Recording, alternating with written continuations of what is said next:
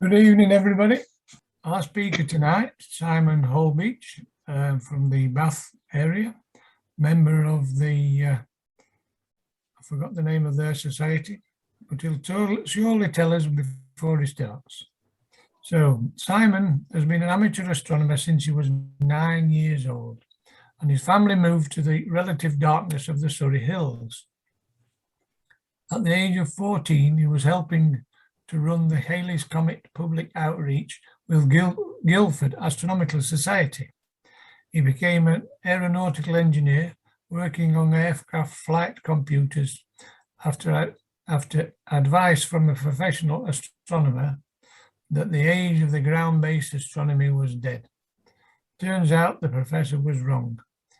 Having moved to the West Country, Simon kicked off the rebirth of Bath Astronomers, there we are, the name of his society, in 2019, and is now chair and runs its outreach with schools, young people's groups, and the Herschel Museum of Astronomy. So please put your hands together and welcome Simon Holbeche. Thank you. Excellent. Fire away, Simon. Thank you very much. Thank you. I will click on the share screen. We'll have that one. Okay, yes. So here's my title page, Frankenscope Reborn.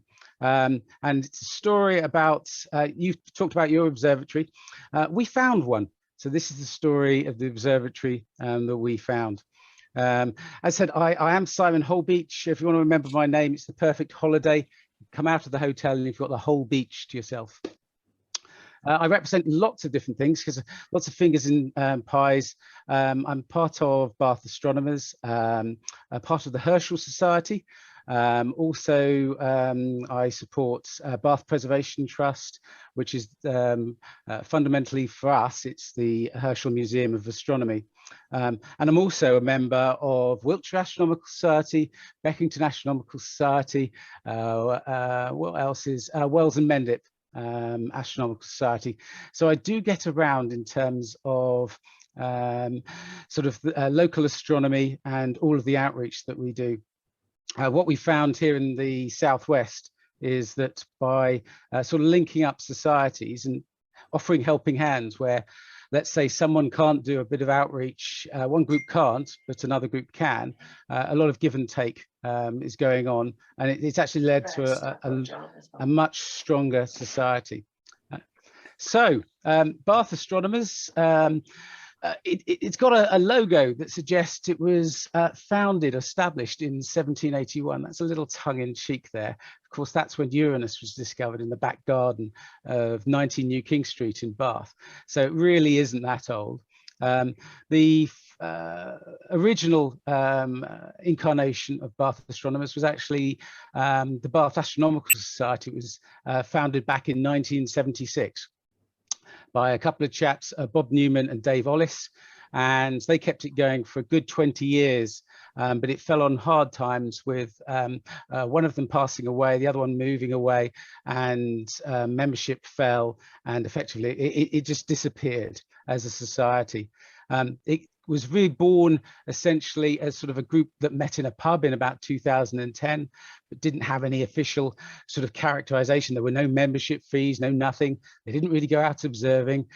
They did enjoy a jar though. And so I actually met up with them in around about 2015, 2016. And I got enough support so that come 2019, November 2019, we actually became official again. We got ourselves an FAS membership, and we're now up to 83 members. So since November 2019, we've got ourselves 83 members, and we have a sort of a support coordination team, as you can see here, sort of trying to get all kinds of aspects. So Camilla, she comes to us from a local preparatory school. So she does loads of outreach. She knows and helps us get into schools and make sure that we're providing valuable lessons.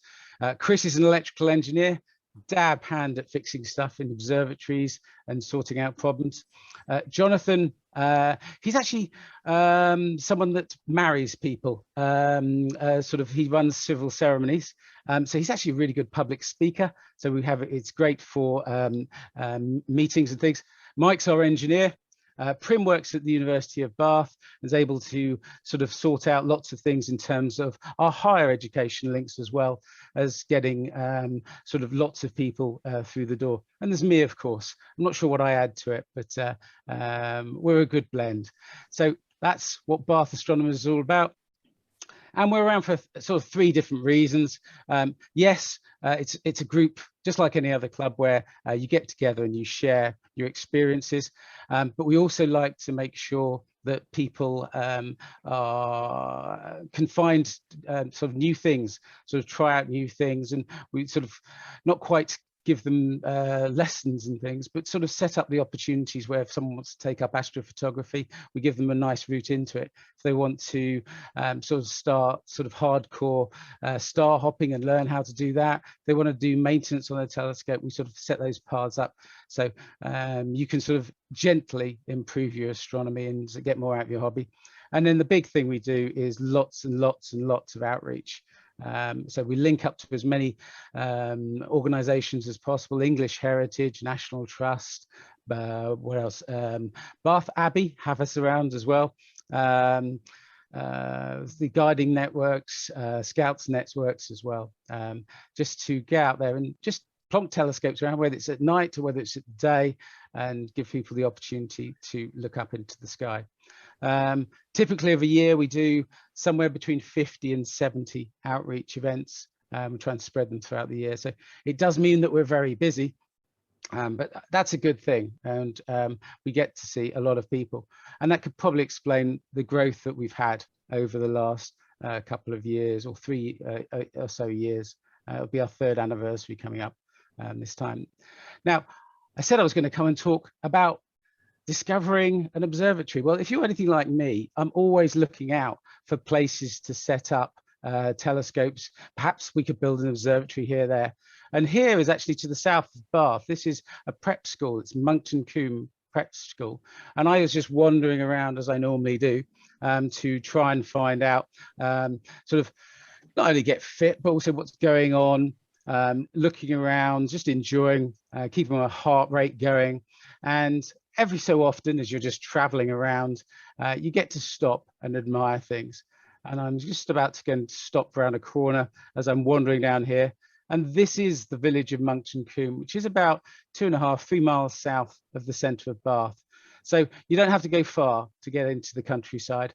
And Monkton Combe as a village is actually primarily the school. Most of the senior school, most of the buildings you're seeing there are all part of the school. So we're going to wander down. There's a pub here, so I'm going to skip you past the pub. I don't want anyone stopping in the pub. And as you come to the far side of the school, as you're walking down, there's this odd shaped building. Now, I noticed this in 2017. Let's put loads of pen. So here's this odd shaped building here. And I noticed this a good many years ago. And I tried to contact the school about what they were doing about it, because to me, that looks like an observatory. But it didn't matter what I did to try and contact the school. I got no response from them at all back in 2017 and 2018. So it's one of those things you think, oh, well, ho-hum. It looks like it's interesting, but this is school premises and I'm not allowed to go and do anything. So it's a classic Romsey design. And when I actually walked up to it, I saw there was a brand new, absolutely spanking new observatory sign on it. So the school obviously knew what they had. And the design that dates back to the 19th century. It was a great one for your clergy to have in the back garden, to build their own observatories so that they could perhaps look up towards God. I don't know. But it looks like it was being looked after. So I kind of forgot about it for a while. Just to let you know where we're talking about, this is Monkton Combe. This is where it's based. So we're whizzing in here. There's Bristol just up to the left-hand corner, past Bath. And here we come in to the bottom end of the school grounds. That's Monkton Combe Observatory. So that's all very well. Stick it in the back pocket. What's going to happen about it? They're not contacting me. I tried. And then this arrives. It's a note from the Deputy Head of Learning at Monkton Combe School to say, eek, something's happened to our observatory and we found something inside it. What had actually happened is that they hadn't been inside this observatory for over 20 years. The new sign is because they put new signs on every building on their campus, and the observatory was just the same as all the others, but they hadn't even gone inside. And so in 2019, we got the contact to say, eek, the roof has fallen in. What are you going to do about it? Or can you help us out? Initially, they were talking about perhaps they should sell what they'd found inside. And this is what the first sneak preview was. The roof has collapsed in, but there appears to be a telescope inside it. Surprising, I suppose, from an observatory. I think the assumption perhaps was that the observatory had been gutted and the telescope was no longer in it. But here it was. I couldn't wait for the first meeting with the deputy head, so I actually snuck in and just put a camera over the top to try and find out what we had. And here we've got a refracting telescope, about 9 foot focal length, and then I fell out. But then I was allowed to come in and have a look inside. I got the groundsman to put a tarp over the top, and we got some temporary boarding put in place where the big hole was. Lots of water damage, lots of evidence of birds and things and wasps, and the walls were covered in I think it was New Scientists, and they were dating back to 1984 and 1985. A real time capsule of where someone had pinned these things to the wall and disappeared. And they were now, gosh, if that was 1984, 1985, they're sort of, they've had their kids, and perhaps they might be going on to become grandparents very soon. So a lot of damage just from just wear and tear, but it wasn't terrible. But it was as if someone had just abandoned it. So I met up with Mr. Sidders, who looks after the place, and we came up with a plan. Now, this is one of the important things on any observatory rebuild or anything like that, is we made an agreement with the school that we would support them in this, but it had to be a community observatory. When it was finished, we had to be able to bring third parties, other schools to it. And they agreed to this. We just got it done in writing, just so that we had something on record. And then we sort of started planning what we were going to do with it. It was a real time capsule in there, but first came in to try and size up what we had on our hands here. So as you can see, it's a 7-inch refracting telescope, and it's about 9.5 feet in the focal length. Lots of bits and pieces appear to be missing from it, and there was an old Newtonian in there at the same time. Not much of it worked, so there's a clockwork mechanism that was all seized on there, and the focusing mechanism wasn't connected to anything. There were bits on the floor. It was all a bit of a mess, but then what could we expect? But it was wonderful just being in there in that time capsule.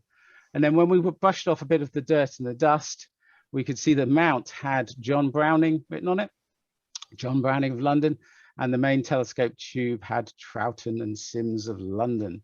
So that's interesting. The mount and the tube are from different manufacturers. But when we looked at the objective lens, although it had Troughton and Sims on it, it didn't. I sent a photo off and sent some measurements. People doubted perhaps that it was sourced on Troughton and Sims, and it didn't match what their expectations were. So we've got John Browning there, we've got Edwards Troughton there, and we didn't know who perhaps had manufactured the objective. So we very much had ourselves a little Frankenscope going on. But it was nicely painted blue, so it was a pleasant enough thing.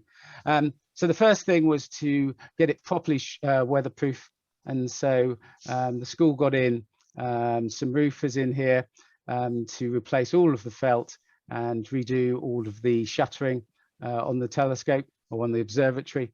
And at that point, we managed to spin the observatory for the first time. So it was great.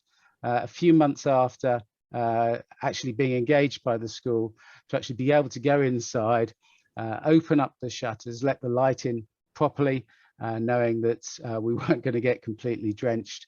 And then in this case, it's one person to try and see if we can haul it around, a very manual job.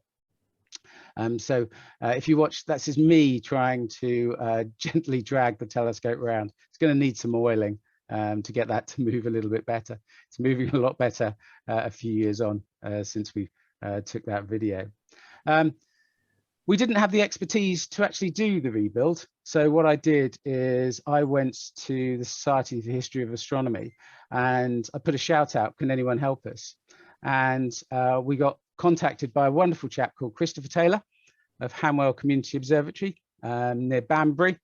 And he offered to come and help us and work out what we had on our hands and help us dismantle it and give us advice on how we would restore it. And all the components that we saw that were damaged. So Christopher came along in September of 2019 and we dismantled the objective lens and he drove off with it, hopefully to see what condition it was and see if he could work out who had manufactured it, about when. Because at the moment we've got no real clues.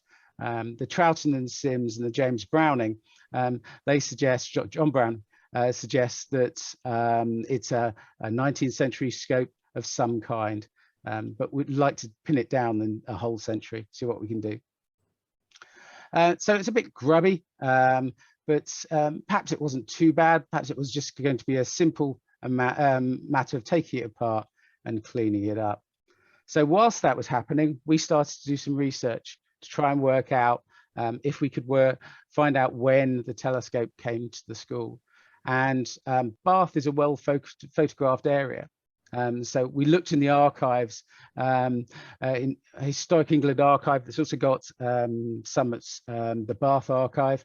And we started noticing these domed buildings, which could be dovecots, they could be observatories, within the area just in front of the school, in front of the headmaster's garden, which is where we believed the telescope had been originally. And looked at more photos and bing, there you go. That definitely looks like an observatory we've got there. The actual location of the observatory is now moved over to the right of the photograph, but this is how it appeared in 1930. So we know that a little bit about the history of the observatory as we're going along. And again, we find photos of it in the 1950s. So it hasn't done too much moving around and it still appears to be in an area that's been cleaned out and seems to be in a reasonably good nick. And then whilst we're sort of looking at the stuff on the wall, someone actually noticed this one, which was a newspaper dated 1973, which talks about one of the maths masters, Mr. Geoffrey Randall, who was running the astronomy club at the time, and that they planned to get a new observatory built on the site to replace the existing one. And it wasn't going to get done that year. So kind of infamously, if you've got really good eyes, you might notice down here that although they weren't going to get their observatory, they were looking forward to the visit of Comet Kohoutek, which, as many people know, wasn't the greatest of apparitions of a comet that you could possibly have. But if Kohoutek was a bit of a letdown, we went off to start looking for, well, they may have had planning permission for this new observatory. And indeed, we found the planning permission and the instructions that were given to the joinery works that was actually going to undertake the build. And that's back, so those are dated from October 1973. So just by looking at the walls, reading some of the materials that have been pinned there 50 years earlier, we're able to start building a trail here. So we've got the company that did the manufacture. We go to the Somerset Records office and we've pulled the plans for the observatory. And this is our observatory. This is the shape of it. This is the construction of it. So our observatory was actually born in 1973, 1974.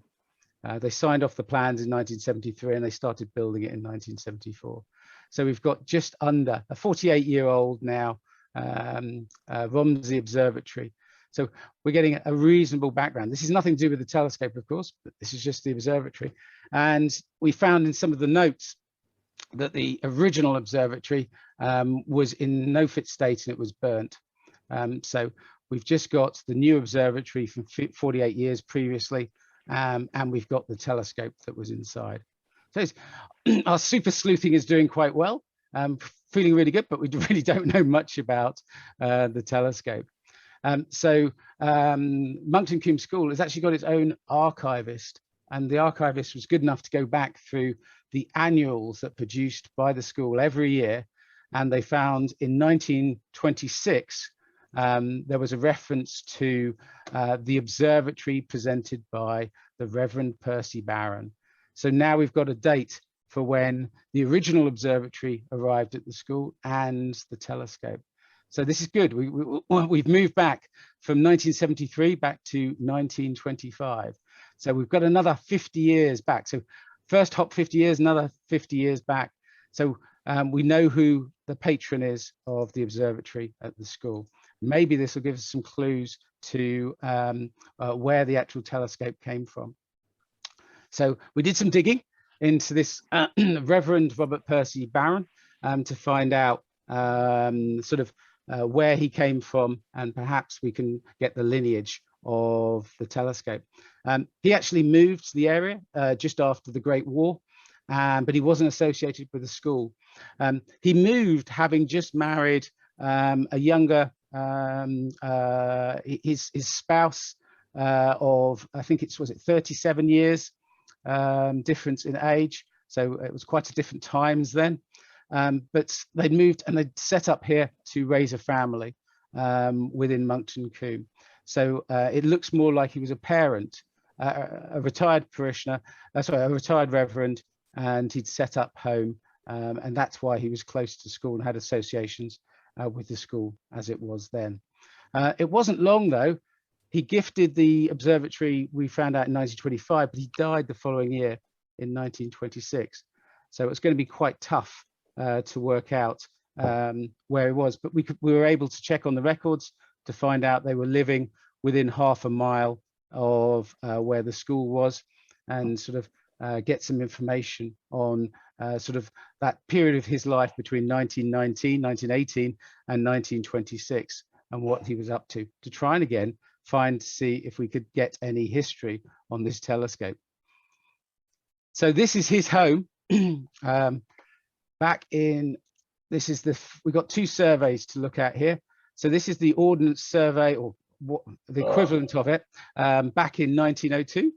And this is his house. We know he lived, it was called Vale View then.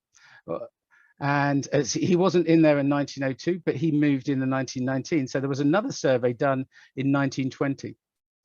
And there's a difference. We've got a round building on the site.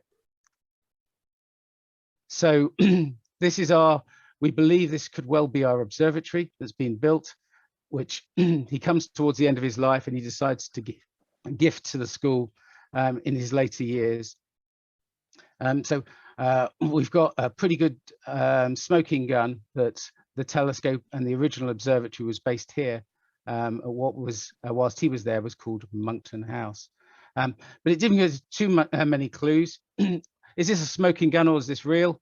Well, we actually got the deeds, also the notice for sale for that property just after it was actually just before he died. And we can see here that they were offering a small observatory with a 7-inch equatorial refractor in there. So that's it. This is the telescope. We've got it back to here. This is where it was based for a period of time. We still don't understand where he got it from. Perhaps he bought it with him. So we then went to look where he used to live. And this is Wallingham Grange. This is near London. It's quite a long way away. And on studying the maps here, there are no observatories. There's no round things around here to have that kind of telescope there. So it's a fair guess that he didn't bring the telescope from his old house to Bath. It's a fair guess that he procured it somewhere in and around Bath. So we're starting to get up a reasonable picture of where and when this telescope arrived in the Bath area. But we still really don't know where it came from. Getting a bit desperate now, we started hitting the newspaper archives to see if we could come up with a good idea. And then hunting through, we find that in 1918, there was a sale, a 9-foot focus, it says 9-inch refractor equatorial mount, 7-inch objective glass. Ooh, 9-foot focal length, 7-inch objective glass with clock eyepieces, accessories, Troughton and Sims. This looks like our telescope, and the dome diameter matches those on the plans. So this is the first advertisement is about November 1918 for this, and this is the Horton brothers are selling by auction the property of a gentleman that's died called Clare Hippersley. So it looks like we've now tracked it back not just to the Reverend, but we may have found its previous owner, Clare Hippersley. So we looked to see what happened in the sale, and indeed some of the telescopes were sold. There was a range of telescopes and machinery in there, and they were sold on the day. So this is very interesting. So it looks like we've now tracked back another few years, maybe a decade further back to find its original owner. So Clare Hippersley and its state they came from. But are we sure? Well, let's have a look. This is his death notice, and we looked at his properties in 1888. This is where he lived, and he moves in a couple of years after. He moves in around about 1890, and in 1902 we have an observatory in the garden. And indeed, on the deeds for the house and the sale for the house, it references it. So we've got another good sort of lineage for where this observatory might have come from, where the telescope might have come from. But the problem then is, where did Clare get it from? Again, are we going to go through this trip again? Well, Hippersley, that name rings a bell. They looked after, or they actually ran a huge estate near here called Ston Easton, the Hippersley family. And this is Clare's father. This is John Hippersley. And just inset here, he died in 1898, and he was devoted to astronomy, and at Ston Easton built an observatory, the telescope in which was his own handiwork, and the grinding of the speculum was done by himself. He was one of the oldest, if not senior fellow of the Royal Society and the Royal Astronomical Society. So we've got a person here, makes his own telescopes, and we've got a telescope in modern day Monkton Combe, which is made of various parts from different manufacturers. It seems quite likely that John Hippersley is the source of our telescope. And when he was active around the middle of the 1850s to 1870s in his astronomy, this is kind of the time that it's filled. So we're actually, just by going through the historical record, we kind of got a feeling that this was mid-century, mid-19th century, and this is probably the source. It's not a very, it's not an absolute link, but it's a pretty good one as far as we're probably going to get. So one of the suggestions when I did this talk before is I should go and get the last will and testament of John Hippersley. This is Ston Easton, and I did indeed. So following that talk, I've now obtained the last will and testament, and I was hoping then here it would say he gives to Clare all his telescopes and all his machinery, because Clare, his house was filled with machinery and items. I look in detail. No, what Clare got in the will was the estate on the island of Nevis, or Nevis. He got out of the 61 plantations there, he got one of the plantation estates. Not a bad gift, but it was actually there's Nevis. It was actually his brother, John Hippersley, that got the house, got the contents of the house, got all the machines, got all the items within the workshops, got all the carts, the wagons, etc. So Clare didn't get anything, but maybe Richard didn't want it. Maybe he just gave it to Clare. But this is as far as we've managed to get to try and work out where Claire got the telescope, but it seems very, very likely that it was a creation from his father, and that in the sale of the house and also the transfer of the house and subsequent activities, it actually, a number of items got passed to Claire to deal with. So still a bit of a mystery. I wonder if the actual objective lens can be something that rescues us and brings us back to find out sort of what the age of the telescope is. Perhaps Christopher's been able to do something in the meantime. Well, Christopher in his old garage lab started doing some tests to see whether he could work out sort of the age of the telescope from the way it had been designed, where it had been built, or the objective, sorry, on the way it had been built. So he cleaned it all up and then started firing lasers at it to see if he could get airy patterns, diffraction images, just to see what the quality of the optics, because that might give us a good idea of how they formed the lens and what curvature was on it. That might give us an age for the optic. And so he planned out all the things he was going to go through, and he started all his tests. And immediately there was this really large off-axis coma that he was getting in all his measurements, which is really, it's optically not very good, and it means that it's the way that telescopes just used to be. It wasn't until Fraunhofer came up with the achromat design and way of forming the objective lenses, and he did that around in the middle of the 19th century. So this lens predates Fraunhofer's design, which means that it kind of puts an upper limit on our lens. It has to really be older than 1870.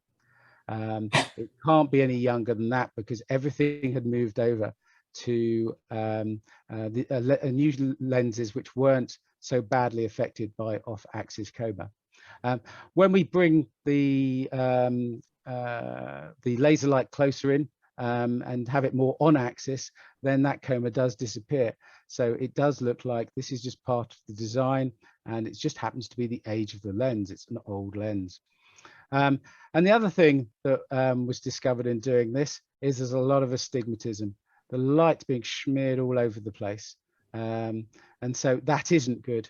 And that isn't a product of its age. That's a product of the way that the curvature of the surfaces currently are on the lens. He did some more tests, and one of them was to pass light through a polarizing filter, and then take an image of it through another polarizing filter rotated to 90 degrees. So in this test, you should see a black mirror. There should be nothing coming reflection off the mirror. All of the light should be absorbed by having these two polarizing lenses. But as you can see, there's lots of light around the edges on this particular lens. So you're getting almost a cross shape going here. So it's good in the middle here, but it's not so great at the edges. So we shouldn't have these bright fringes here. So we've got almost a cross in the middle. So this means there's something seriously wrong with our lens. So the objective has a real problem. This isn't good news. It means that our dreams of using this telescope again for regular observing are very much in the balance. So we separate the two parts of the lens into the crown and the flint, and we repeat the test. And you can see the crown, we've got a really good test on the crown. That is, there's no stressing in that element there, but the flint is where all the stress is based in there. So this is really not good. Now, it took quite a lot of work to get these two out of the lens cell. They've been placed in, and the retaining bar to hold them in had been placed in correctly, and then the fixing screws had been rammed in. It took a lot of work and a lot of WD-40 to gently prise them out. And it's also quite apparent that they were an almost perfect fit, almost a friction fit inside the housing, the cell for the objective. So the metal was touching glass all the way around, and that's not a good sign either. So it had been like that. Perhaps it had been rebuilt when the observatory was moved in the 1970s. So it'd been like that maybe for 40 or 50 years. And the astigmatism we saw is clearly a product of the stress that's in the flint glass. So are we kind of doomed now? Finding objectives, 7-inch objectives with long focal lengths is a difficult thing, and we wanted to keep the original to get the observatory up and running. So we lots of work done by Chris to think about where the stress could have come from. Was it mechanical? Was it because it had been jammed in the cell? Was it a manufacturing defect when the flint was originally produced? Well, we kind of discounted the latter one, because why would someone have been actually had a telescope which had such a strong astigmatism all the way through its life? It just seemed madness. So we settled it. It's probably got to be mechanical stresses that are causing it. One of the people that's I've chatted to after giving this talk before has mentioned that there are other forms, and so we had a look at during the manufacture, and the glass, the way it was made, can also induce the same pattern in there. But that wouldn't explain too well why someone potentially was using this telescope for over, was it 50 years, and didn't seem to have a problem with it. It could well be that's why it got abandoned in the 1980s, because someone had put it together incorrectly in the 70s, and they just gave up eventually because of the poor optics in the 1980s, which seems a much more reasonable thought. Now, measuring these elements in terms of the diameters, there are some very rigid sort of definitions or optic sizes that were used in the 19th century, and this does not match the English dimensions. It matches European dimensions for a 7-inch objective. And so this suggests that this isn't British manufactured optic. This suggests that it's made maybe in France or maybe in Germany. And it's actually Chris Taylor's bet that it was originally manufactured by a chap called George Metz in Munich, because of some of the similarities in some of the radiuses that he used on each of the surfaces in here. So that's his best guess. There are no markings around the edge of the lens to say who manufactured it, but we've got, by the dimensions, it gives a pretty good indicator. We thought if it's mechanical stress, then maybe it'll ease over time. So we did the test around the 11th of November, and then it was repeated over a month later. And it does appear to have eased a bit. So being outside of the cell, the constraints of the cell being bolted and rigidly into the cell, that seems to have eased things a little bit. So we came up with the idea of, well, perhaps we can do something to improve it. Perhaps it was the cycle of temperatures, cold and hot, that allows it to effectively de-stress since we took it out as well. So perhaps we can speed things up. So we haven't got a hot tub to pop it into. So we did the next best thing, gently put it into a pressure cooker, but very, very gently, just raise the temperature up a little bit, drop the temperature down a little bit. And we had it on that gentle cycle because we didn't want to crack the flint glass to see if there was any improvement. And it was marginal, if anything. There wasn't any significant improvement in it. So at least Chris has had a go. And so he called us up to say he'd probably done as much as he could, and could I arrange to come and collect the cell from him, and we could return it to the telescope. That's the point that COVID struck and took us all out in terms of anything we could do. The school was locked down, no one was allowed onto site. We were all constrained in our homes. We weren't allowed to go and do anything. And so there was lots of twiddling of thumbs, potentially planning. But eventually the school did allow us back on site, but only under strict COVID rules, and only one person is allowed in to the observatory. But I got the opportunity to get back in there. And I was effectively off work for a little bit of time. So I took the opportunity to start cleaning up the insides of the observatory. So taking down the notices.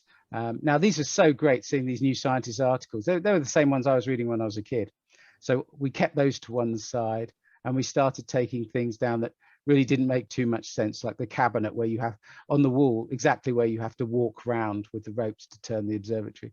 So making it a little bit better there. We gave it a nice paint job on the inside to clean it up, to get rid of the spiders, to make it a bit nicer for people walking in. And we had a warning that potentially there might be some lead-based paint in there. So we started taking some samples of the surface layer of paint. Yeah, that's all right, it's yellow, that's fine. Oh, there's several layers of paint. Let's just keep chipping away and taking samples. Next layer down. Oh, okay, we'll probably have to be a bit careful here. There is lead in this paint, but at least it's not the dark brown black. And then we got to the bottom layer. Yeah, it's dark brown. So we then had to go, so we had PPE to wear just because it was COVID, and then we had to put proper PPE in to start stripping the lead paint out. We had the option to paint over, but it was very damaged surfaces, or to remove. So we went for the removal. So one at a time, our volunteers were allowed to go in and with breathing apparatus on, or big, so proper PPE masks on, all over body PPE, and start cleaning the lead paint off the telescope. That took a long time to do it carefully, and then to clean the inside of everything to remove any traces of that lead dust from the paint as well. So that slowed us down. And again, only one person allowed in a time to do the works. But our dream team here, we've got Chris, myself, and Mike. We kept up going, and this is when we were allowed in. The policy is, as long as the doors open and the shutters are open, we're allowed together, but we've got to be masked up. And I could, in July 2020, I could get back to Hanwell Observatory and go and see Christopher Taylor and recover the objective. And as you can see, he's done quite a nice job of cleaning it up. So not only has he put it in the right way up in terms of the retaining ring on the top, but he's also taken it to a machinist, and we've removed some about 0.5 millimeter from the inside of the cell, so that the optic now is not squeezed by brass. So as the different things contract in cold and warm, they're not touching each other. There's a little bit of give in the whole system, which is how it should be with these lenses. So we paid for that, for the society, to move that through, and we've got a reasonably good, if heavily astigmatized lens that we can put back on the telescope. But it was reunited. This potentially George Metz objective was reunited with the telescope, and Chris was the first person to dive behind it to see what we could see with it. And just bolting it on and sort of roughly aligning it, you can see here, it's really blurred. It's not very good at all. And then when we tried to do it in detail on the star, we got, it wasn't a great night to do it, but it was a mess. There were no real definition to the area rings, but ho-hum, we'll just have to see. And there's an image that we got of Mars, which is just moving around. It's a complete mess. So perhaps we've got a telescope here to show people, but not to look through. It was a bit of a shame, but ho-hum. There was still work to do. So we had the focuser for the main telescope. That didn't exist. It was disappeared. The finder scope was smashed. There was no RA lock or slow motion mechanism. A lot of the rods were going. The screws for the clockwork drive case were missing, but most importantly, the whole thing was held down by 4 mounting bolts. 2 were missing. So it could be pushed over to one side, and if either of those other bolts failed, then it would be falling on top of people. So there were a lot of problems to deal with. So we went for the simple ones first. Let's replace the objective. It's pretty much a 70 mil.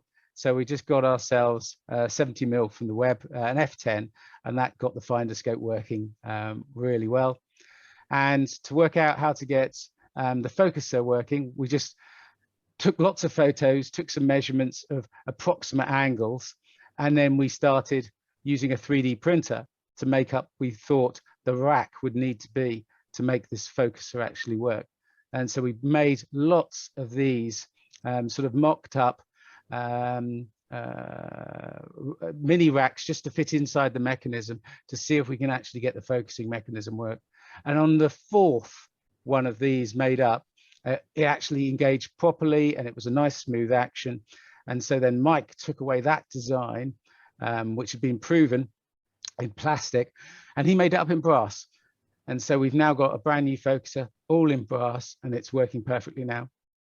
But it took someone of Mike's skills to be able to make up all these curves and things and get the teeth perfectly aligned.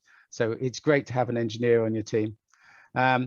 We also decided that we weren't going to use the original eyepieces because we wanted to use this for outreach, and we wanted to use either 1 1/4 or 2-inch standard eyepieces.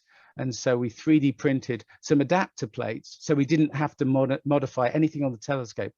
The adapter plates can be taken off and you can put the originals back in again at any point in time, but this allows us to quickly fit modern eyepieces into the telescope. And we did that for the various components on the sight scope as well as the main scope. And we fitted them here. And so you've got the main scope as well as the sight scope. And we've also got a more modern scope on the end here. And that's purely because the sight scope has got very little, on the main telescope, it's got very little adjustment to get things lined up. And so we use the smaller sight scope for accurate alignment. It's much easier that way. So we've almost got a working telescope apart from the astigmatism. We need the clock drive, so we cleaned all that out, got that reworking again. So it's like being in a steam engine. It's kind of fun now to watch that going through. And you have to hoist the weight up each time. So it lasts about 20 minutes on the clock drive, and then you need someone to crank it up again for another 20 minutes of drive. So we've got all our various bits and pieces. This is where the declination is. We've got the right ascension lock in the middle, which is missing in this photo. Altitude adjustment, got the clock drive and azimuth adjustment. So lots of things to fix. Once again, our engineer Mike produced our slow-mo for our right ascension, and he built these parts to put on, which actually matched on the parts from the declination. So he used the declination control as the model, but none of these nice shiny parts actually existed when we came to the telescope, because someone had obviously dismantled it, walked off with it, and never brought them back again. And we started working out how we were going to use the slow-mo controls as well, back to where the eyepiece would be. And so we mocked some things out just to get it all working, and it worked fine. Because we got the school there, we needed storage and we needed seating. And so we put some boxing in around the bottom of the pillar. And we looked at the various things that we needed to protect the kids. So to open the shutters were these long bars with almost spikes on the end. So we put wooden blocks on the end. So wooden blocks are fitted here. The counterweights got covered with big padding, so you didn't bash yourself. And the weight for the clock drive got boxed in as well. So again, little fingers couldn't get damaged. And we had emergency cutoff switches for any of the electrics that we put in, because we've got lighting circuits in here as well. So lots of bits of pieces do, again, just so that it was safe for school children going in here, as well as Monkton Combe school children, but also, as I said, this is a community observatory. So school kids from other schools all in the area. So did I just miss one? No, I didn't. No. Okay. So we put in, because we're not on the mains, so we've put in a 12-volt system in here. And so we've got a charging system on the inside with all the isolation. So this is where having an electrician, Chris, comes in really useful. And outside we've got our PV. So we've been running it now for, gosh, that system for 1.5 years, and the battery's never gone below 65%. So we can do loads more in there. We can be using it to run other equipment, perhaps even a weather station just based on that. And we thought we might put more panels in, which is why we've got lots of battening there, because the school has got ideas about making it a bit of a science hub. That's great. So where do we hide the batteries? Well, they're going to be under that storage that we've got. So we've just got some 12-volt deep cycle batteries in there. All Chris tells me that's really good wiring. So nicely hidden away, again, health and safety, etc. And ports and things, USB ports for people wanting to charge phones. So we use the 12 volts for lighting, as well as we've got modern Celestrons on site as well. They need 12 volts. So we've actually got holes in the side walls, little ports, so that we can, using car socket chargers, so you can get 12 volts to the telescopes outside, and they're all powered from this photovoltaic system. We still had a leak, so I talked to the groundsman and the estates management on, so it's a much smaller leak, but they came along and they fixed that. So that's absolutely smashing. Again, it's proving the school is really behind the project. And so we've got a watertight and now working observatory, and the telescope, apart from the astigmatism, was ready to go. So that was absolutely great. We did discover lots of things during all of these cleanup processes. This all happened in the 70s, we reckon, where flower power was the in thing. And so what we discovered, that those telescope securing bolts were downright dangerous. The way that it was only mounted on half the side, and someone just pushing the telescope off balance, or mounting or swinging the telescope to one side and having all the weight on one side, if they had not got the counterweights balanced up, an extra push, and those old aging bolts could have easily sheared. So that wasn't good. So whoever moved those shouldn't really be allowed anywhere near a telescope. The concrete pad underneath the Romsey, that was cast to the wrong shape. It's about 6 inches too small. So the Romsey's dangling, the wood of the Romsey's hanging over the edge on one side. The Romsey's too small by about a foot. So when you swing the telescope round, it clashes just in the most useful places. If they just made it slightly bigger, it would be better. The counterweight didn't work the way it was rigged up. And the most interesting thing is the way they'd aligned the mount, it was 1,000 years out. And that's with the maximum adjustment that we could do on the adjusters on the mount and the telescope. So whoever mounted this in 1974 didn't know how to align a mount to the North Celestial Pole. But if you've got a big enough crowbar and you take those bolts out, then at night you could align with the North Celestial Pole. This is how we solved our bug, by gently nudging it around to bring the mount in alignment. We then re-drilled those mounting bolts down and back into the concrete plinth, and we've got 4 new strong stainless steel bolts that are now holding the whole thing down. So it's safe again, but more importantly, actually no, equally importantly, it's safe, but it's also pointing at the North Celestial Pole. So we have a little wander around, all done and dusted, and sort of ready for it, for our commissioning runs. You can see we've got other telescopes in there. We've got a fresh lick of paint on things. We've got our covers on things, and we can see there's a few things posted around the sides of the observatory to keep people interested. But yeah, it's pretty much ready to go. But we want the kids to be interested. So we've got lots of poster boards up for them to do projects, etc. And do you remember those New Scientist articles I took off the walls? Then they're there on the sides here. All the New Scientist articles are there, including the story of the astigmatism that we found, the stress that we found in the lens, and the pictures for past and new. So we wanted to make it as sort of friendly as possible. So we've got nice red lights that the kids can enjoy, and so we can operate in red light, and we can go in here overnight and go and enjoy our observing. It's absolutely smashing to have it. It was a lot of work to do it, but we finally opened for business in terms of both the school allowing people in and us running outreach from there. in October 2021. And we've run about 30 events out of there since October 2021. So what's that, about 8 months or so, 9 months or so? So it's not so bad. We run both with the main telescope and primarily with new telescopes outside. And we use the inside as a learning point, but also a shelter for anyone that's a bit cold, wants to get out of the wind. So that was kind of good. And we even started our little crowd funding to try and purchase a new objective lens.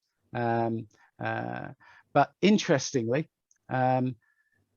since October 2021, we've actually had lots of cycles of hot and cold, and we've got a lens that's properly mounted now in its cell, with room to expand and contract again.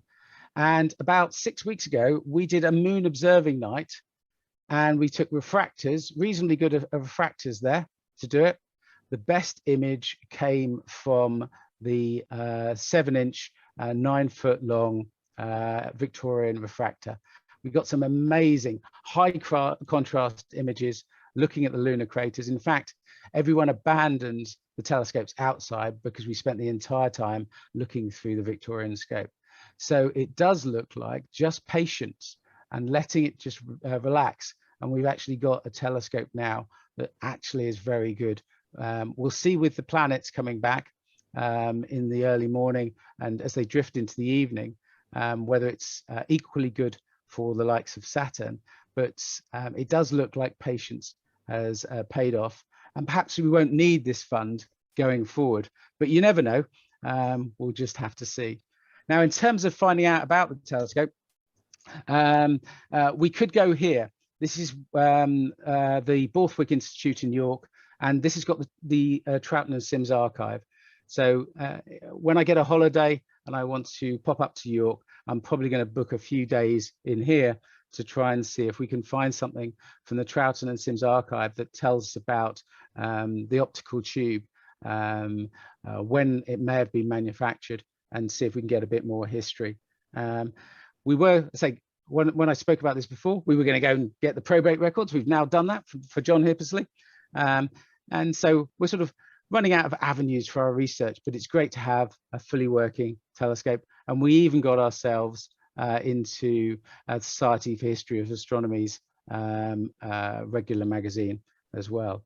So we continue our outreach. We're using it as our base for our club observing as well. And it's been a lot of work, but it's definitely been a great opportunity to get people to appreciate not just history, but also to get them out and looking out at the night sky. Thank you very much. I hope you enjoyed it. Thank you, Simon. That was very enjoyable. We're going to have questions now. So I'm just going to mess around with things. I'm just going to turn everybody back, put the gallery back on so we can see most people. We're going to ask questions. I've already seen that one hand is up. So electronic hands, please, if possible. If not, wave at me furiously and we'll get to you. So kicking off with Trevor Worrell, come in, our Spanish jury. Thank you so much, Simon. A fascinating story. Thanks for bringing it to us all. I've just got a few questions, actually. Number one, what happened to that beautiful little reflector that was in the background? Has that been restored? No. It had no optics, so whoever, or potentially whoever stole the components of the main telescope also had removed the mirror, the primary, the secondary from it, the flat, and also the focusing mechanism from it. Oh, yeah. So Chris, our electrical engineer, decided to take it home as a rebuild project. And he found it was completely infested with woodworm, and it's only built out of wood. Apart from there's an axle through the middle of it. So as he was working away at it, one side of it fell off for the woodworm, and inside he found that someone had put a newspaper as a time capsule when they'd actually made it. So it was actually made in the 1940s, that particular thing. So it's still with him. I'm not sure how far he's got, but he's got to replace a lot of the wood because I think not too much. So the base is completely gone in terms of woodworm, but I think the tube, the way that the reasonably ornate tube was, I think he's still got that.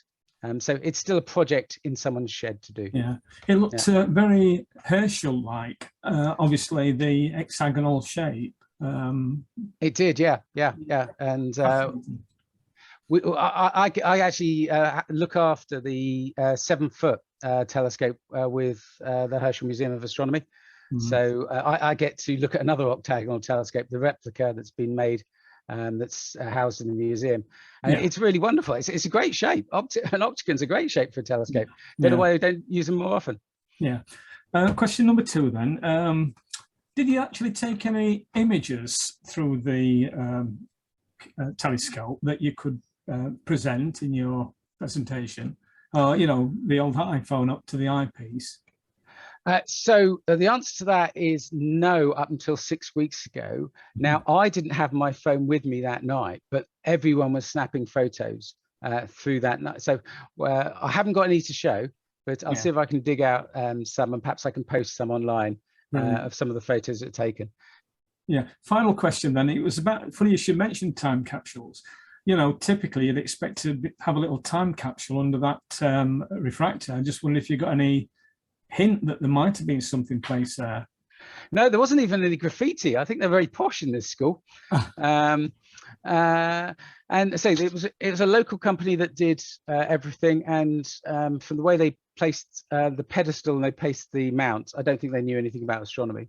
But the teacher of the time, that Mr. was it Randall? I can't remember now. He didn't correct them, which is a bit of a shame. But we didn't find any time capsules. But what we've tried to do is sort of put our little sort of the efforts. We've documented the efforts, and I talked about the archivist. The school archivist has got all our materials that we did for the restoration, and it's gone into the school archive.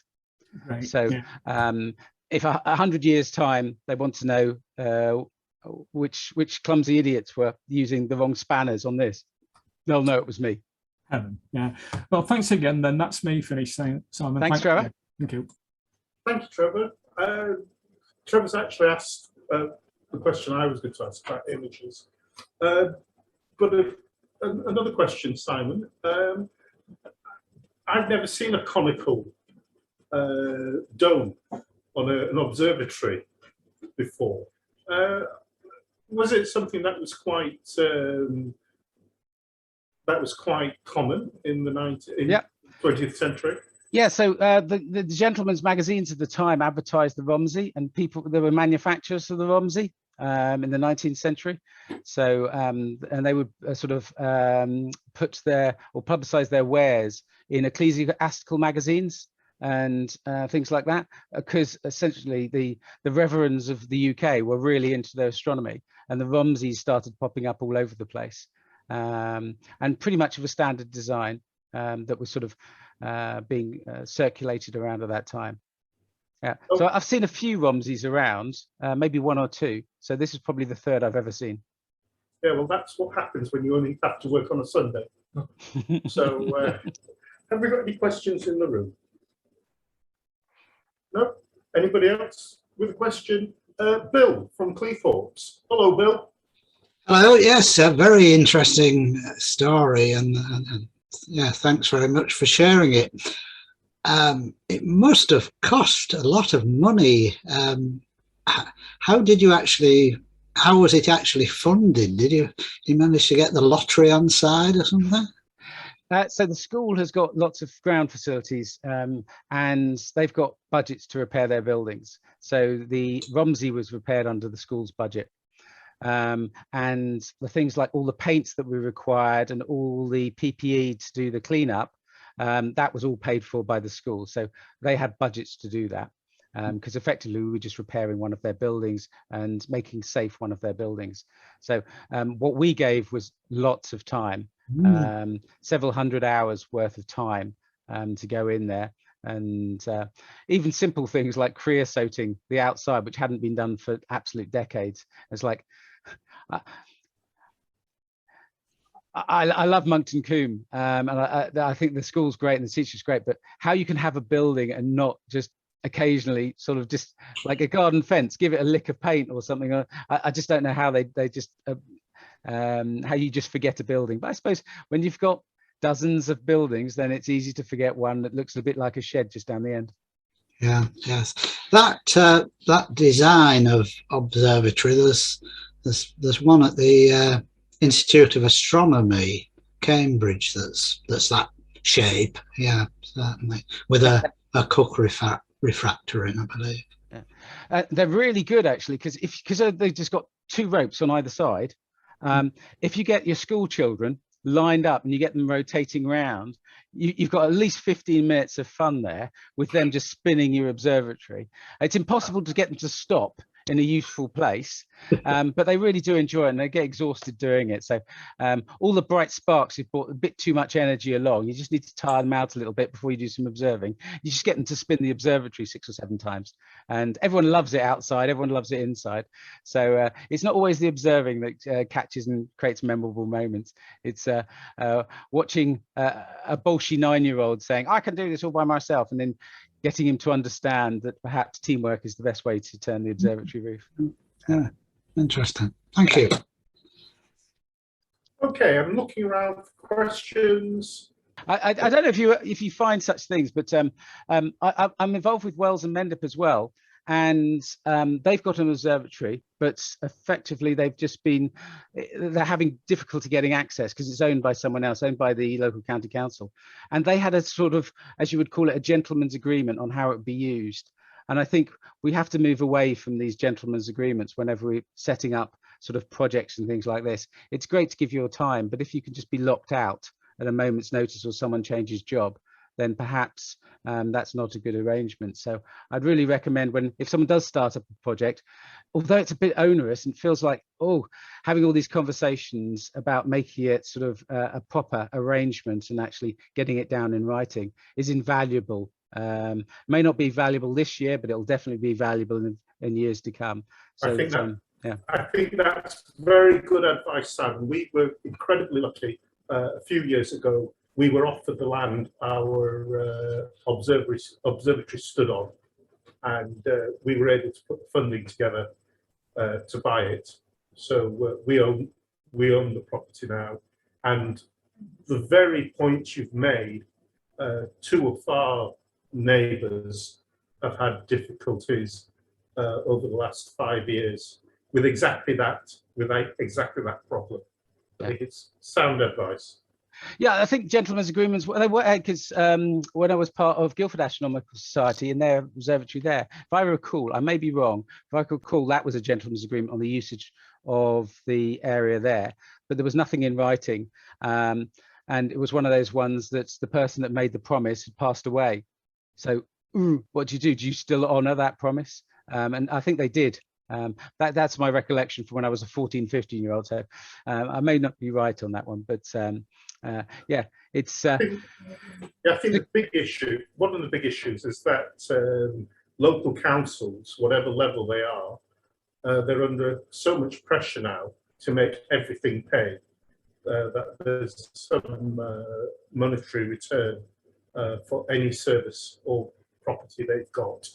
So they pass that pressure onto the charity sector. So yeah. Yeah. So one thing we started doing, actually, just as a side point, you talked about money. We do all our outreach to free schools, to charities for free. So all our outreaches. But if you have pockets, if you charge someone for your services, we will charge you for providing outreach. For example, we provide outreach for Bath Abbey, for English Heritage, etc. We will charge them, and we use those funds to fund sort of activities. So it used to be very much that, oh, you can't charge anyone, but we've come up with this sort of middle ground that if you're a normal state school, if you're Cubs, Scouts, or whatever, you haven't got that revenue coming in, then everything's free. and you get to use all our kit for free. You get to use all our buildings, whatever we've got, all our prime, it's all free. But if you charge at your door, then we charge you. And it's a really happy relationship now in terms of we're able to fund everything and fund everything well and get new kit for things like solar astronomy observing. So it's kind of rankled to start off with. Thought, I can't charge people. I can't, but now we have in this way, and everyone seems to feel this is a really fair agreement, that the way we operate, and it's helping us, and it helped us fund some of the work that we did that the school couldn't cover for the Monkton Combe Observatory. Okay, so I can't see any more questions. Oh, sorry. Roy's just nudged me, and I totally There's ignored one. it. There's Go one. on, Roy. Yeah, Roy's just nudged me. I was wondering when you were doing the talk about the telescope, you were chasing up what had happened in the past. Whether there was you made any efforts of chasing up ex-pupils of the school who might have been in the astronomy club at the time. Yes, and we found a few. Well, the school found a few, and they've got recollections up to the late 1980s of going in there. So it was before 1990. So they left the school before 1990.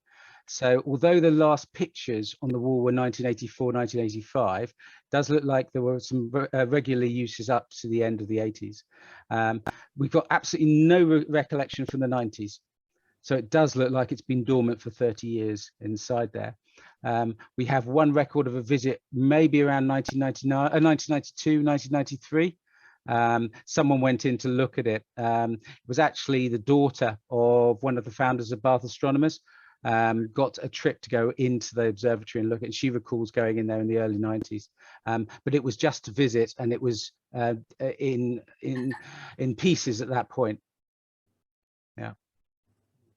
But we'll keep asking, and hopefully people will remember, because it'll be great to actually have the full lineage. We've got some sort of very good educated guesses on where it all came from, but it'd be great to actually get back to that first receipt from Troughton and Sims to say John Hippersley bought one of their optics. That would be great to find that. So that's why potentially I'll do that trip up to York to try and finish the story off. Why it's now got a 7-inch objective rather than a 9-inch? That obviously got put in at some stage, didn't it? Well, it's 9-inch from the outer, so where that measurement was, I believe they took the measurement from the outer side of the cell. It's 7-inch inside the cell. So it's just, I think it's just the way people took the measurements there. But yeah. Simon, it just leaves us to say thank you very much, and can we give Simon a big Mexborough Swinton Astronomical Society? Thank you. Thank you very much, Simon.